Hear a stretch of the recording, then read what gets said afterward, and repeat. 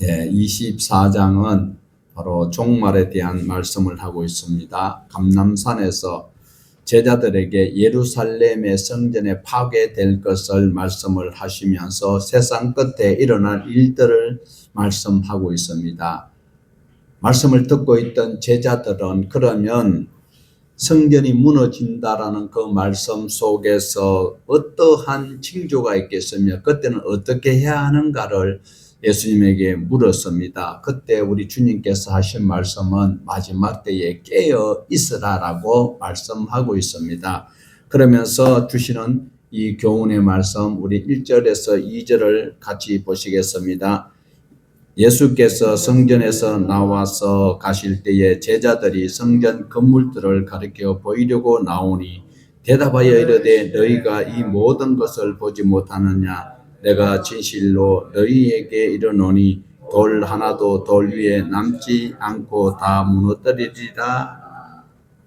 예수님께서 성전을 떠나 가시면서 이 건물이 무너질 것이다 라고 말씀하신 것은 단순한 건물이 무너지는 것이 아니고 겉모양에 가려있는 본인의 신앙적 본질을 살펴보라.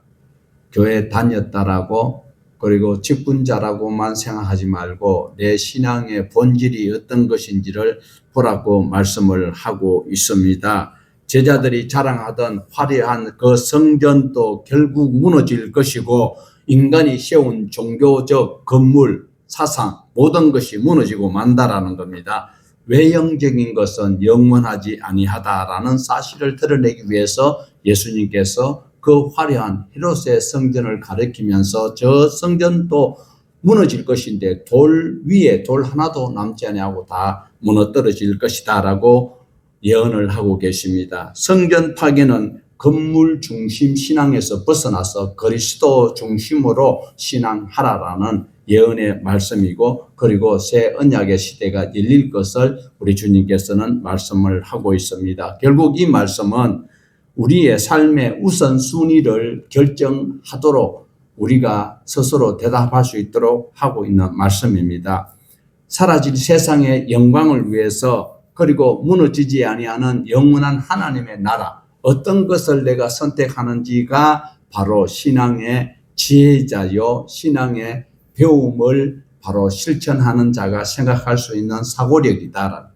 세상의 것 화려한 것 내가 매몰될 것이냐 아니면 무너지지 아니하는 영원한 하나님의 나라를 내가 쫓아갈 것이냐 오직 그리스도 안에 말씀 안에 살아가는 자가 흔들리지 아니할 수 있는 유일한 비결을 우리 주님께서 화려한 헤롯 성전을 가르치면서 저것은 무너진다. 그러나 나를 통하여서 세워지는 말씀 안에 살면 영생한다라는 것을 말씀을 하고 있습니다. 3절에서 5절 말씀 보시겠습니다.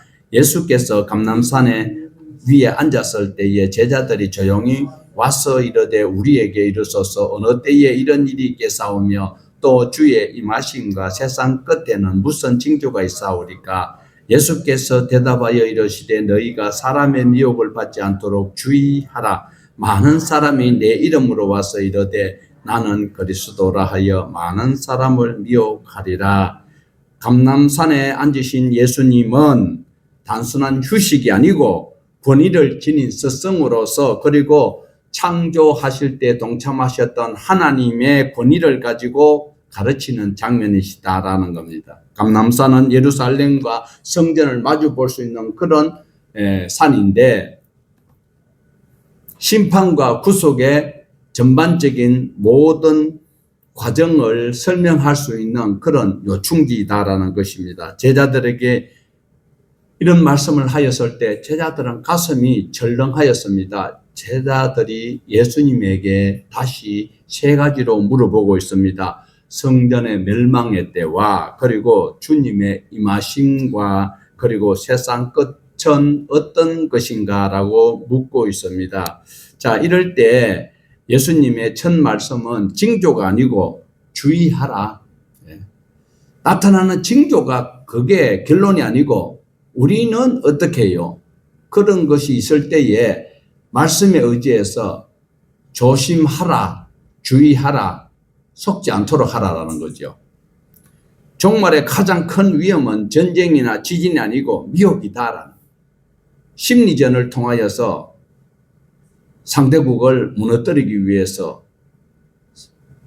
또한 정치인들은 상대 당을 무너뜨리기 위해서 유언비어를 간접적으로 법에 안 걸릴 만큼 교묘하게 하는 그것이 바로 사탄의 전략이고, 그러니까 우리는 미혹되지 아니하도록 말씀에 최대한 완벽하게 말씀을 쫓아가는 삶을 살아야 되고 말씀에 익숙한 자가 되어야 한다라는 겁니다. 예수 그리스도 이름을 내세워서 많은 사람들이 자기가 그리스도라고 이렇게 미혹할 때가 있다. 결국 오늘 24장에서 하시고자 하시는 말씀은 시기를 계산하는 것이 아니고 끝까지 깨어서 분별하라. 자기 마음대로 판단하지 말고 믿고 싶은 말씀만 쭉쭉 암송하고 외우지 말고 하나님께서 의도하시는 말씀이 무엇인가를 바로 깨닫고 끝까지 깨어 있으라라고 촉구하고 있습니다. 종말의 신앙은 두려워하는 것에 있는 것이 아니고 영적으로 깨어 있는 것이 중요하다라는 것이, 그것이 종말의 신앙입니다. 깨어 있어야 합니다. 영적으로 각성을 해야 합니다. 재림을 소망하는 자는 환난 속에서도 말씀을 소중히 여기고 말씀에 굳건히 서서 참 그리스도를 바라본다라는, 화려한 그리스도, 즉각 내게 이익을 줄 수 있는 그리스도가 가짜가 너무 많이 있다라. 속지 마라. 몽학성생에게 쫓아가지 마라. 우리는 참 그리스도를 말씀 속에서 바라보아야 한다고 말씀을 하고 있습니다. 6절에서 8절입니다. 난리와 난리 소문을 듣겠으나 너희는 삼가 두려워하지 말라. 이런 일이 있어야 하되 아직 끝은 아니니라. 민족이 민족을, 나라가 나라를 대적하여 일어나겠고 곳곳에 기근과 지진이 있으리니 이 모든 것은 재난의 시작이니라. 예수님은 전쟁과 재난 소식 속에서도 어떻게 하라고요? 두려워하지 말라라고 말씀을 하고 있습니다. 실제 사건뿐만 아니라 소문과 불안이 우리 마음을 흔들어 놓습니다. 닥칠 일을 미리 지레 겁먹는 것이 우리가 미래에 대해서 알 수 없기 때문에, 불안정하기 때문에 두려워할 수밖에 없습니다. 그러나 두려워하지 말라라고 말씀을 하고 있습니다.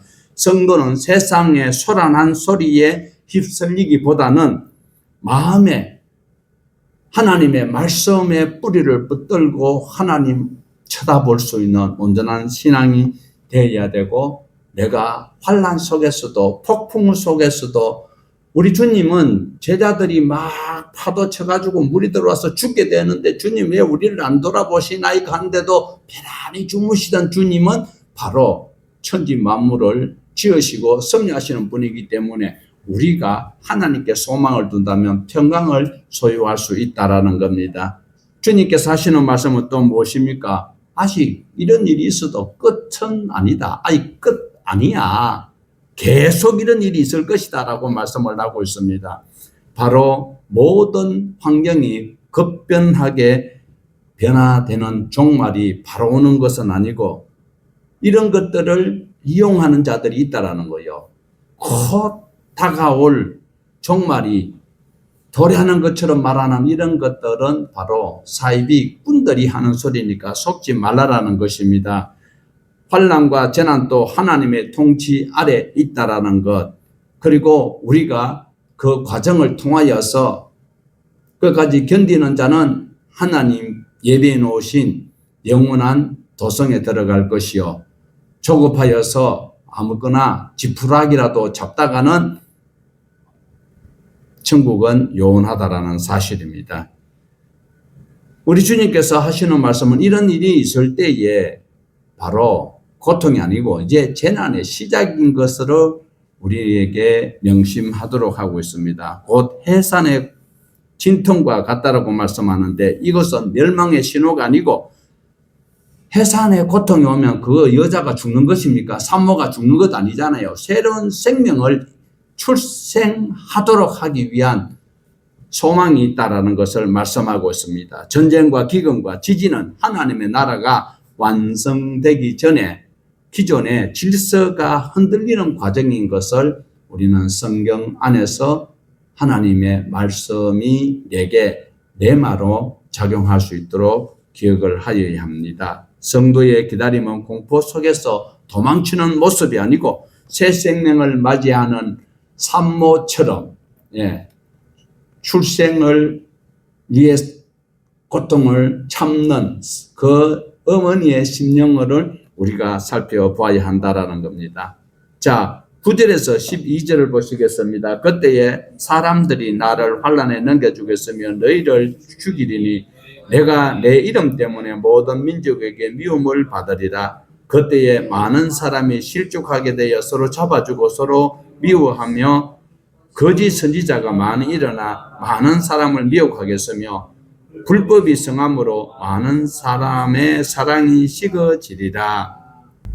세상에 그리스도 이름 때문에 성도들은 겪는 그 환난과 어려움은 당연한 것으로 여겨야 하는 것입니다. 진리를 따라가기 때문에 예수 믿는 것 때문에 핍박이 올 수 있고 예수 믿는 것 때문에 내 모든 경제 활동에 불이익이 올 수 있다라는 것입니다. 이런 것은 필연적인 핍박이기 때문에 이상하게 생각할 필요가 없다라는 것입니다. 오히려 그런 일을 내가 당한다면 나는 바로 신실한 제자가 되었다라는 표시가 된다라는 것을 감사해야 할 것입니다. 그러나 더 큰 위기는 외부 핍박보다도 내부 안에서 일어나고 있어요.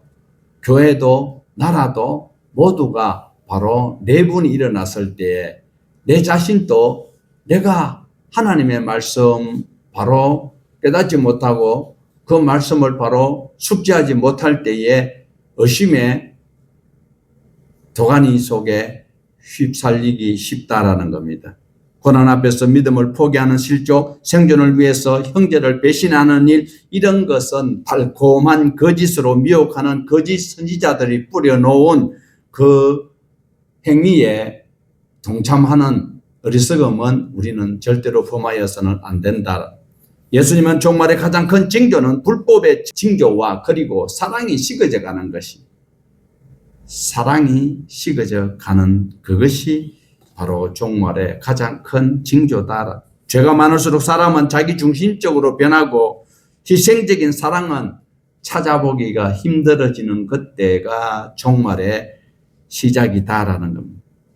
그러나 중요한 것은 끝까지 견디는 그 사람, 단순히 버티는 것이 아니고 차가운 세상 속에 살아가더라도 그리스도의 사랑으로 다른 사람에게 녹여줄 수 있는 이러한 신앙으로 살아가는 그 사람이 바로 버티는 사람이요 견디는 사람이다라는 겁니다. 환난은 믿음을 정결하게 하는 테스트지와 같다. 세상이 차가워질수록 제자들의 마음은 그리스도의 사랑으로 더 뜨거워져야 하는데 교회들이 절대로 용서 못합니다.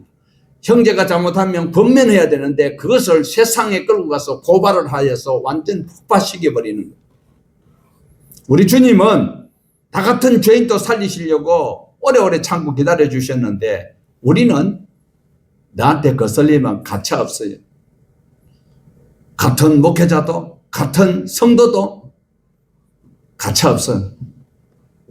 그래놓고 자기만은 가장 하나님의 신실한 신도인 것처럼 속이고 있는 것이 안타까운 현실의 모습입니다. 오늘 또 우리는 제자의 마음으로 그리스도의 사랑으로 뜨겁게 살아가도록 노력하고 결단하고 힘을 써야 할 것입니다. 13절에서 14절입니다. 그러나 끝까지 견디는 자는 구원을 얻으리라. 이 천국 복음이 모든 민족에게 증언되기 위하여 온 세상에 전파되리니 그제야 끝이 오리라. 성경이 말하는 인내는 단순하게 수동적 기다림이 아니고 끝까지 견디는 자는 바로 환경이 변하고 사랑이 식어도 주님을 떠나지 아니하는 그 사람이 끝까지 견디는 자, 소위 말해서 인내하는 자에게 오는 달콤한 열매가 된다라는 것입니다. 이는 자신의 힘이 아니고 끝까지 내가 주님을 바라볼 때에 주님 앞에 시선을 집중할 때에 주님께서 나를 붙들어 주셔야 되지, 내가 주님을 붙들고 있으면 바람이 불고 환란이 오고 시험이 오면 견디다 못해 손을 놓을 수밖에 없지만 내가 주님을 쳐다보는 것, 말씀 속에서 주님을 의지하는 그것이 끝까지 기다릴 수 있는 신앙의 키다라는 거예요. 그때 주님께서 나를 붙들어 주시는데, 주님이 나를 붙들고 계시면 세상에 요동하든지 바람이 불든지 땅이 갈라지든지 상관없이 주님께서 나를 보호하시는 그 은혜 속에 살아갈 수 있는 것입니다. 종말은 일어나는 어떤 지진이 일어나는 횟수라든지 그 다음에 어떤 재난의 그 횟수가 중요한 것이 아니고 복음이 모든 사람들이 들을 수 있을 그때까지 재난이 계속된다라는 것. 우리 성경 1189장을 왜 하나님 우리에게 주셨을까요? 하나님의 말씀은 바로 레위기에서 말씀하고 있는 것은 이렇게 살면 너에게 복을 주고 이렇게 살지 않으면 내가 너희들에게 징계를 하겠다. 징계를 하는데도 깨닫지 못하면 결국은 너희를 멸하겠다라는 것이 하나님의 계획이었어요. 그리고 천지 만물을 창조하시고 에덴 동산을 만들으셨는데 그때 살았던 그 주인공들, 그 후손들이 죄를 짓고 살아가는데 결국은 창세기 3장 15절에서 말씀하신 것처럼 원시 복음이 바로 예수 그리스도를 통하여서 구원을 얻을 수 있는 그 기회를, 그리고 그 신앙할 수 있는 모든 요령들을 성경을 통하여서 말씀을 하고 계시는데, 이 성경에 있는 그 31,171절을 모든 사람들이 다 들을 수 있어야 하나님께서 어떻게 나를 심판하실지 상을 주실지 알려주지 아니하고 하나님 무조건 심판하시는 분이 아니다라니까. 그러니까 하나님의 말씀을 바로 모든 이 땅에서 발을 디디고 살아가는 자들에게 알도록 한 후에 너 왜 이렇게 안 했느냐 이렇게 말씀할 수 있는 그때가 마지막 종말 끝이 온다라고 말씀을 하고 있습니다. 15절을 보실까요? 그러므로 너희가 그 선지자 다니엘이 말한 바 멸망에 가증한 것이 거룩한 곳에 선 것을 보거든 읽는 자는 깨달아. 여기에 강단에서 설교한다 하는 사람이 장삼을 입고 머리를 시원하게 깎고 앉아가지고 요령을 흔들고 관세음보살한다 이러면 교회가 맞아요? 법당이요? 예수님께서 하신 말씀은 그러므로 앞에서 언급되었던 각가지 환란의 흐름이 역사 속에 나타나는 결정적인 그 순간이다라는, 이런 희한한 일들이 지금 교회들마다 저 불법에 가장한 것이 썩는 것이 있다고 해요? 없다고 생각해요? 완전하게 없어요.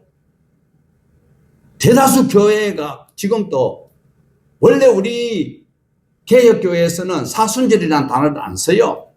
그런데 지금 너나 나나 상관없이 사순절하고 난리인데 왜? 좋아 보이거든요. 열심을 내려고 하거든요. 하나님의 법궤를 싣고 가는 소가 미쳐서 날뛰니까 법궤가 떨어지니까 우사가 잡았는데 하나는 왜 그를 죽였어요?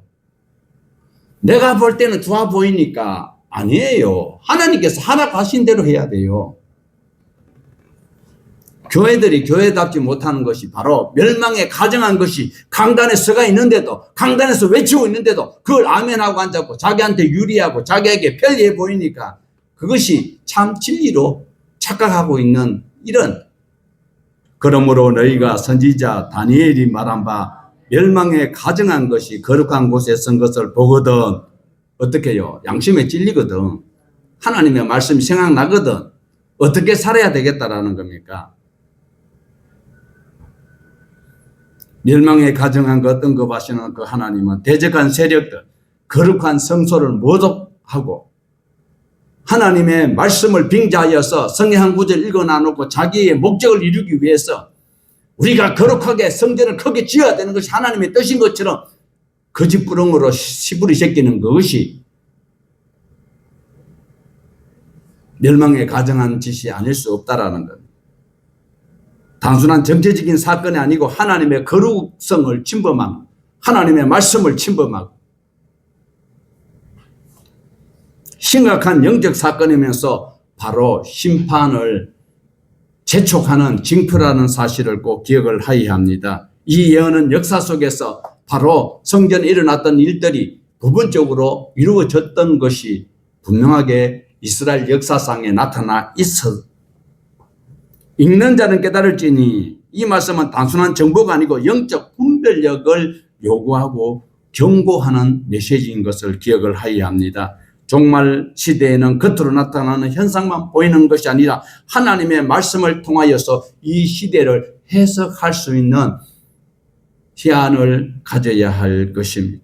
따라서 이 말씀의 목적은 공포를 주기 위한 것이 아니라 깨어 있으라고 부르는 말씀입니다. 다시 사랑하기 때문에 다시 주의를 기울이도록 촉구하는 사랑의 메시지인 것입니다. 거룩한 복음을 지키기 위해서는 우리는 시대에 어떠한 위협이 있다 할지라도 분별하는 사람이 흔들리지 아니하는 큰 금옥처럼 하나님의 말씀을 하나님의 말씀의 뿌리를 내리는 자, 바로 신앙의 닻을 내린 자의 태도라는 것을 기억하여야 합니다. 주님은 단순히 사건을 예고한 것이 아니라 깨달음과 분별을 통하여서 주님의 제자로 살아가라라고 지금 제자들에게 촉구를 하고 있는 메시지입니다. 16절에서 22절입니다. 그때에 유대에 있는 사람들은 산으로 도망할지어다. 지붕 위에 있는 자는 집 안에 있는 물건을 가지러 내려가지 말며 밭에 있는 자는 겉옷을 가지러 뒤돌아 돌이키지 말며 그날에 아이 뵌 자들과 젖 먹이는 자들에게 화가 있으리로다. 너희가 도망하는 일이 겨울이나 안식일에 되지 않도록 기도하라. 이는 그때에 큰 환란이 있겠음이라. 창세로부터 지금까지 이런 환란이 없었고 후에도 없으리라. 그 날들을 감하지 아니하면 모든 육체가 구원을 얻지 못할 것이나 그러나 택한 자들을 위하여 그 날들을 감하시리라. 예수님은 환란의 징조가 나타날 때에 세상에 대한 미련을 적시 버리고 하나님을 향하여 돌아설 것을 말씀하고 있습니다. 지붕 위에 있는 사람이 물건을 가지러 내려가지 말라라고, 밭에 있는 사람이 겉옷을 가지러 집으로 돌아가지 말라라고. 세상 사람들은 생명보다 소유가 더 중요한 것 같아요. 롯의 저도 뒤돌아보다가 물질 때문에 소금기둥이 되었는 거예요.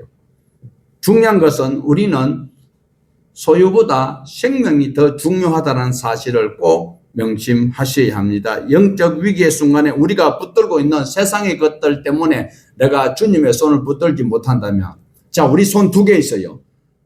세상의 부귀명화를 내가 다 영화를 쥐고 있으면 하나님 손을 잡을 수가 없어요. 하나님을 영접할 방법이 없어요.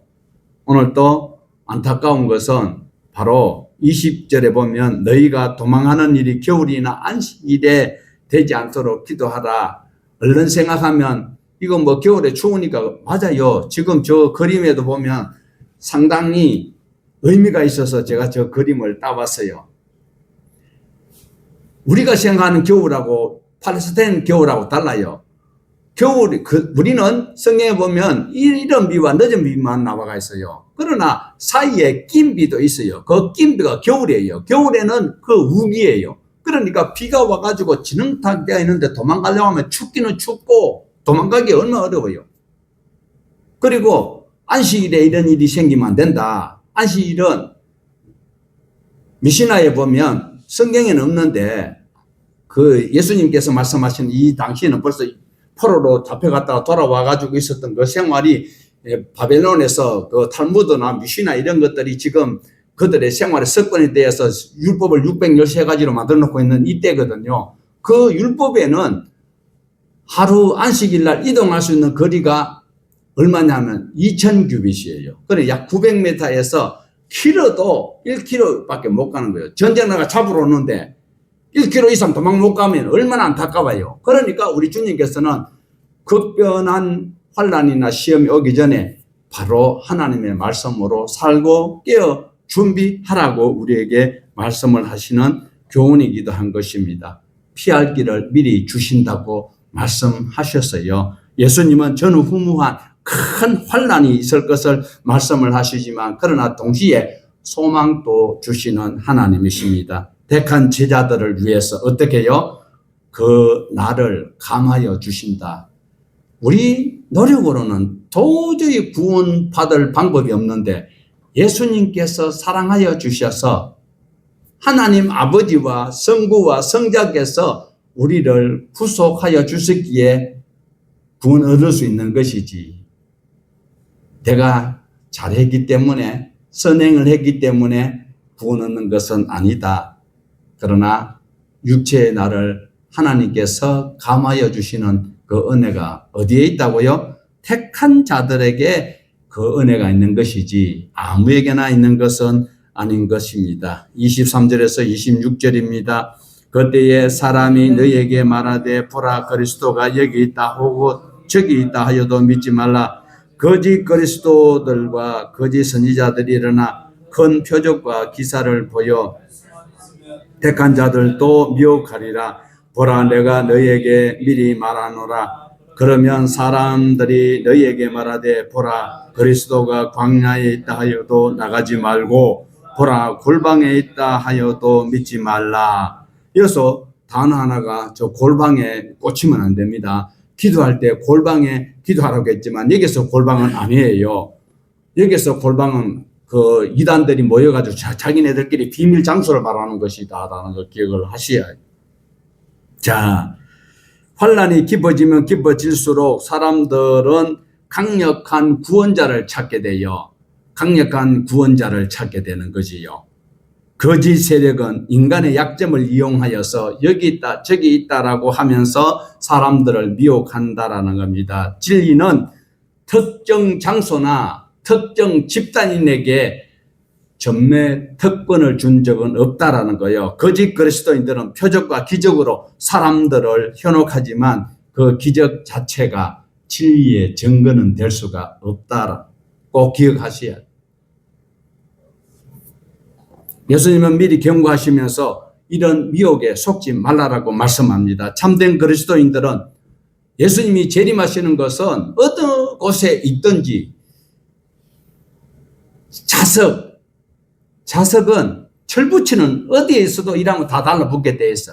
아무리 철처럼 만들어 놓은 플라스틱은 자석에 달라붙지를 아니한다라는 거예요. 오늘도 우리는 미혹하는 자들에게 속지 말아야 합니다.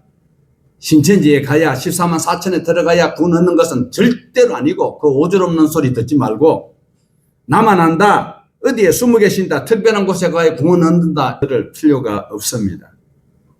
이 말씀은 분명히 우리가 기억해야 되는 것은 성도들의 분별할 수 있는 기준이 말씀의 잣대에 의해서 자는 절대로 안 변합니다. 30cm자가 그 기준이 동일하잖아요. 미국 가도 똑같고 영국 가도 똑같고 대전 가도 똑같고 아니 어떤 데 가면 늘어나고 어떤 데 줄어들면 될 수가 없지요. 하나님의 말씀은 절대로 기준이 바뀔 수가 없다라는 거예요.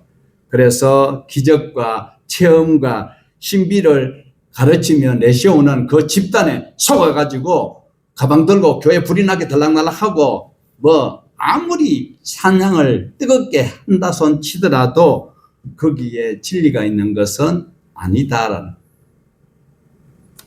참된 진리는 하나님의 말씀이 들을 때에 차가울 수도 있고 내 마음에 뜨거울 수도 있고 그것은 급변할 수밖에 없습니다. 찬양을 열심히 부르면 자가가 최면되어서 곧 주님 오시는 것 같고 모든 것을 할 수 있는 것이 착각에 빠질 수 있어요.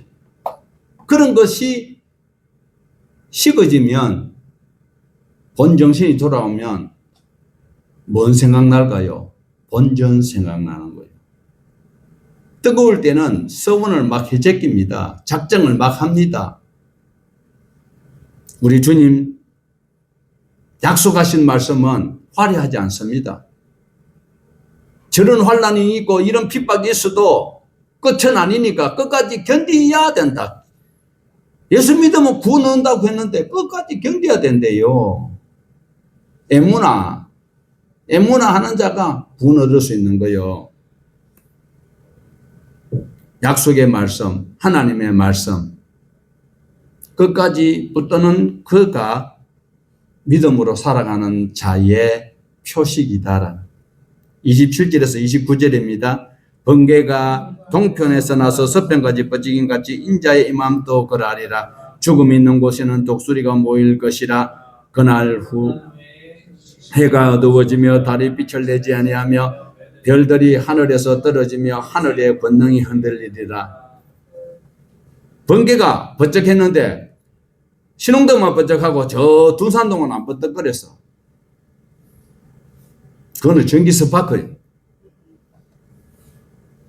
예수님의 재림은 예수님 자신이 번개를 비유하셨어요. 이것은 은밀한 사건이 아니다라는 겁니다. 온 세상에 동시에 보인다라는 겁니다. 이거 하나님의 기술이에요. 지구가 둥근데 지금 나는 여기 낮인데 지금 LA는 지금 밤이잖아요. 그런데 주님께서는 여기서 해가 떠가 있는 것처럼 LA도 동일하게 해가 떠 있을 수 있도록 하시는 하나님의 기술이, 하나님의 전능하심이다라는,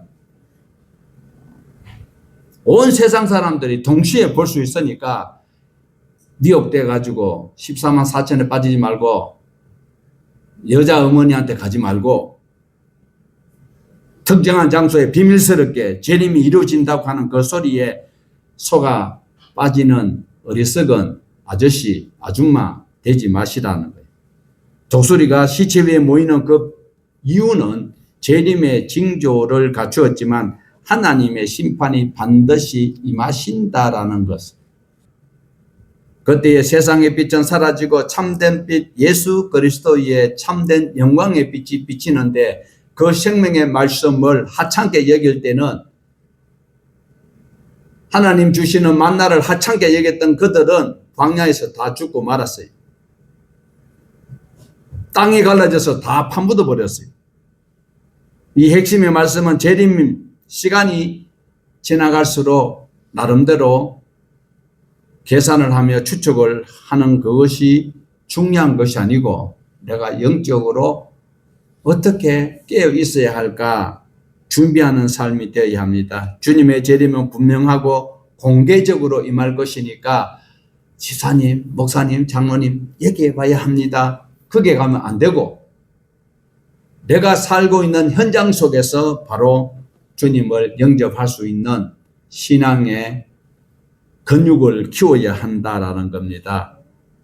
주님께서는 천지는 없어질지언정 내 말은 없어지지 아니하리라라고 말씀하고 있습니다. 그러면서 이 세상은 사라지고 변할 수 있지만 하나님의 말씀은 절대로 변하지 않습니다. 그러면서 세 가지로 주시는데 징조는 두려움이 아니고 영적 분별을 위한 것이다. 또한 두 번째로는 하나님의 계획은 반드시 역사 속에서 성취된다. 세 번째, 세상이 흔들려도 하나님의 말씀은 변하지도 아니하고 흔들리지도 아니하고 그대로 있다라는 것입니다. 종말을 계산하는 그것이 문제가 되는 것입니다. 변하지 않는 하나님의 말씀을 붙든다면 계산할 필요가 없어요. 부지런한 사람은 밭을 부지런히 매면 다 몇 고랑이라도 다 매는 거예요. 우리 속담에 게으른 사람은 자기가 몇 고랑을 맺는지 돌아보다가 맨날 그 새에다가 보면 앞으로는 해가 질 때까지 다 못하는 거예요. 중요한 것은 재림의 때를 계산하는 것이 아니라 내가 살아가는 것입니다. 주님 가까이 오심을 바라보면서 그 말씀으로 함께 가야 될 자들을 독려하고 그들을 이끄는 것이 바로 복음 증거하는 것이죠. 그런 사람이 바로 주님이 말씀하는 준비된 사람이다라고 칭찬하고 있습니다. 30절에서 32절입니다. 그때에 인자의 징조가 하늘에서 보이겠고 그때에 땅의 모든 족속들이 통곡하며 그들이 인자가 구름을 타고 능력과 그때의 큰 나팔 소리와 함께 천사들을 보내리니 그들이 그의 택한 자들을 하늘 이 끝에서 저 끝까지 사방에서 모으리라. 무화과 나무의 비유를 배우라. 그 가지가 연하여 지고 잎사귀를 내면 여름이 가까운 줄 아나니. 마지막 때에 인자의 징조가 하늘에서 나타나고 인자가 구름을 타고 능력으로 그리고 큰 영광으로 오신다. 능력으로 영광으로 천군 천사들의 호의를 받으면서 오시는 그날, 감추었던 진리가 드러나고 모든 사람들은 그리스도의 권위를 보게 된다. 믿는 자에게는 구원의 완성이 되지만 불신자들에게는 멸망의 결정적인 사형 형틀이 된다. 큰 나팔 소리와 함께 천사들이 택하신 모든 족속들을 사방에서 다 불러 모으십니다. 하나님은 자기 택한 백성들 한 사람도 놓치지 않고 다 구원하신다고 그리고 약속을 이루신다라고 말씀합니다. 예수님은 무화과나무 비유를 통해서 성도들이 마지막 때에 어떻게 신앙해야 할 것인지를 우리에게 이미 말씀을 해 주셨습니다. 결국 주님의 재림은 모든 사람들이 보게 되는 공개적 심판과 구원의 현장이 도래된다라는 것입니다. 33절에서 35절입니다. 이와 같이 너희도 이 모든 일을 보거든 인자가 가까이 곧 문 앞에 이른 줄 알라. 내가 진실로 너희에게 말하노니 이 시대가 지나가기 전에 이 일이 다 일어나리라. 천지는 없어질지언정 내 말은 없어지지 아니하리라. 단순히 알아라는 소리가 아니다라는 거예요. 오늘 또 주님께서는 내 심령의 문 앞에 와 계시는데 나는 주님을 문 밖에 세워놔놓고 내 하고 싶은 대로 내 고집대로 내 습관대로 살고 있지 않는가 살펴봐야 된다라는 거예요.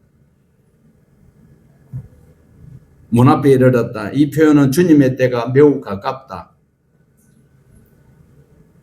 그 기회는 순식간에 지나간다는 사실입니다. 날짜를 계산하라는 말이 아니고 영적으로 깨어 있을 때 나를 부를 때 성령께서 내 마음속에 감동 주실 때에 내 마음속에 어느 성경 구절이 생각나고 성령 하나님께서 나를 위하여서 한없는 탄식으로 간구하실 때에 그때에 우리는 아멘으로 주님 맨발로 쫓아나가서 영접하여야 할 것입니다. 이 세대가 다 지나가기 전에 이 일이 다 일어나리라. 이 말씀은 바로 예루살렘 성전 파괴를 통하여서 부분적으로 성취되었지만 동시에 종말에 완성된 예언을 하고 계신다라는 것 또한 기억을 하여야 합니다. 지금 2026년이잖아요. AD 70년에 예루살렘이 무너졌어요. 그러나 지금 또 부분적으로 일어났던 그것이 우리가 살고 있는 이 땅 전체가 무너진 때가 곧 온다라는 것이 하나님의 계획 속에 있음을 우리는 꼭 기억을 하여야 합니다. 예수님께서 하신 말씀이 분명히요. 천지는 없어질지언정 내 말은 없어지지 아니하신다라고 말씀을 35절에서 하고 계시거든요. 있어라 빛이 있어라 빛이 있어졌어요. 그런데 천지는 없어져도 하나님의 말씀, 예수님의 말씀은 없어지지 아니한다라는 거 꼭 기억을 하셔야 합니다. 자, 36절에서 41절입니다. 그러나 그날과 그때는 아무도 모르나니 하늘의 천사들도 아들도 모르고 오직 아버지만 아시느니라. 노아의 때와 같이 인자의 임함도 그러하리라. 홍수전에 노아가 방주에 들어간 날까지 사람들이 먹고 마시고 장가들고 시집가고 있으면서 홍수가 나서 그들을 다 멸하기까지 깨닫지 못하였으니 인자의 임함도 이와 같으리라. 그때에 두 사람이 밭에 있음에 한 사람은 데려가고 한 사람은 버려둠을 당할 것이요 두 여자가 맷돌질을 하고 있음에 한 사람은 데려가고 한 사람은 버려둠을 당할 것이니라. 성자 예수님은 신성으로 모든 것을 아시지만 인자로 오신 인성으로 오신 중보자로서 구속의 시간표를 하나님의 권위 아래 두고 계십니다. 예수님이 진짜 몰라서 그런 거 아니거든요. 그러나 그 신성의 권위를 아버지께 1위 대신 성부에게 두고 있는 그 설명을 우리에게 하고 있습니다. 날짜 계산이라고는 이 고민에 빠질 필요가 없고 먹고 마시고 시집가고 장가가고 돈 벌고 여기만 몰두하고 있다가는 골탕을 먹게 되는 것입니다. 심판날에 사람들이 흉악한 범죄를 저지르고 있습니다. 하나님 없는 세상, 방주가 지어지는 이것은 시각적인 경고인 것이지요. 깨닫지 못하는 영적 그 둔감한 그 통찰력이 오늘날도 많은 교회 안에 사람들에게 있다는 것이 불쌍하지 아니할 수 없습니다. 오늘날 우리 곁에 있는 성경과 강단의 선포를 외면하는 많은 사람들, 자기 지식이 자기가 가지고 있는 모든 경험이 최고인 것으로 내세우고 있는 교만한 그들, 멸망의 1순위자들이다라는 거 기억을 하여야 합니다. 밭을 갈고 맷돌을 돌리는 똑같은 현상, 똑같은 노동의 현장 속에서 존재적 분리를 주님께서는 강력하게 말씀을 하고 있어요. 한 사람은 데려감을 당하고 한 사람은 버려둠을 당하는다. 이 말씀은 성경 속에서 하나님의 말씀을 가지는 척하면서 험한 것을 담아놓고 있는 것이에요. 오늘 저와 여러분은 어떤 맷돌질을 하고 있습니까? 맷돌이라는 것은 직장생활, 가사노동 모든 것이 포함되고 있어요.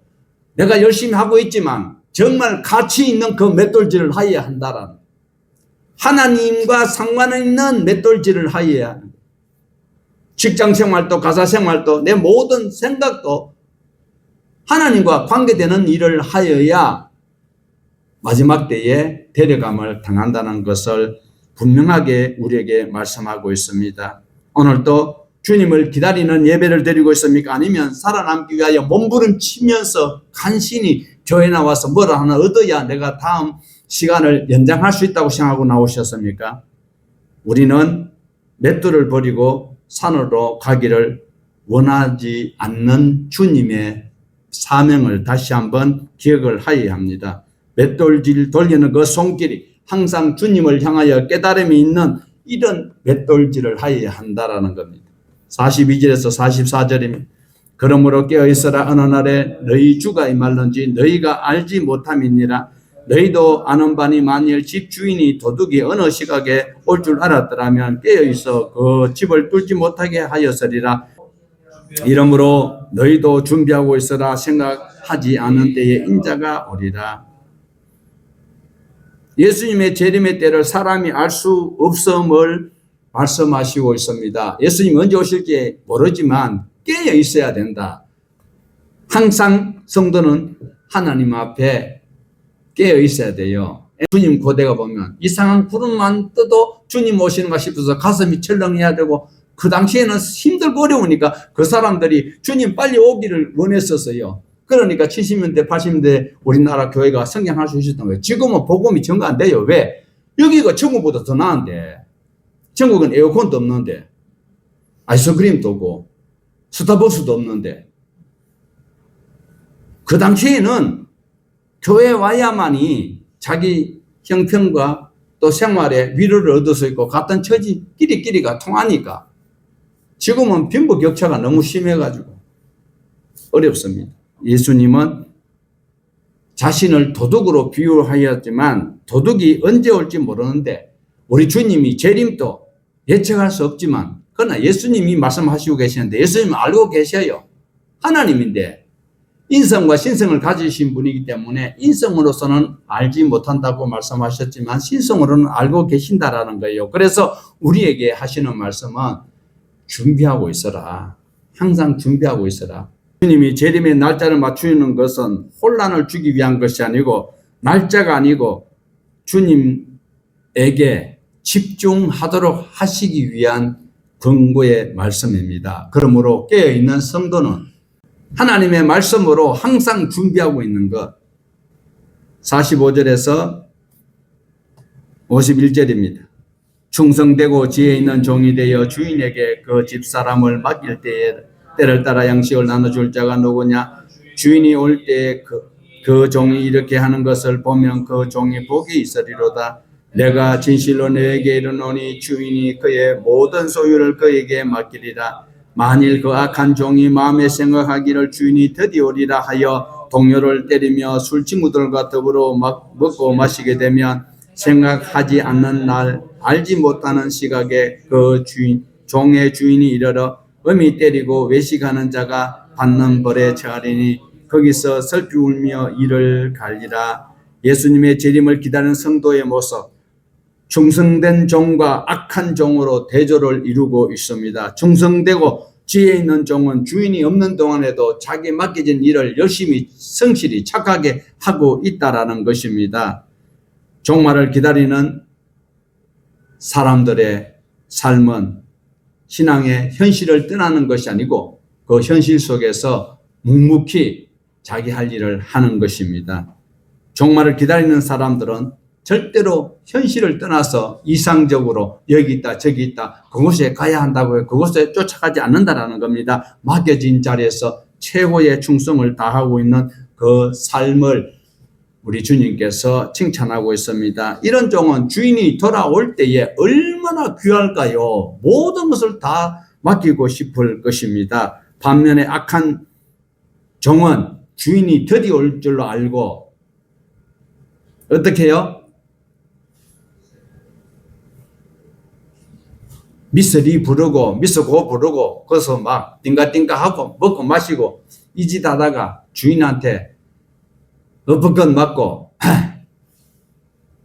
동료를 학대하고 세상의 즐거움에 빠지며 결국 예상하지 못한 때에 주인이 도래하였을 때 주인의 준엄한 형벌을 받게 된다라는 것. 오늘 이 말씀은 종말의 신앙을 이어서 우리에게도 삶 속에 밀접한 관계가 있음을 기억을 하고 우리 주님은 큰 업적보다도 주님 오실 때에 맡겨진 자리에서 맷돌을 내 직장의 맷돌에서 내 사명의 그 맷돌을 바로 돌리고 있는 그때에 주님을 영접할 때에 깨어있는 종이요 맡겨진 일을 열심히 하고 있는 거예요. 자기 양들에게 먹을 것을 나눠주는 이런 성실한 종을 주님께서는 기뻐하시듯이 우리의 삶의 현장 속에서 일확천금을 노리는 것이 아니고 벼락부자 되는 것이 중요한 것이 아니고 하나님의 은혜 속에서 날마다 주어진 것에 감사하며 그 사랑 나누는 일에 최선을 다할 때에 우리 주님께서 기뻐하신 것을 기억을 하시고 말씀 안에서 재림의 주님을 고대하는 우리 모두 되시기를 주님의 이름으로 축복합니다.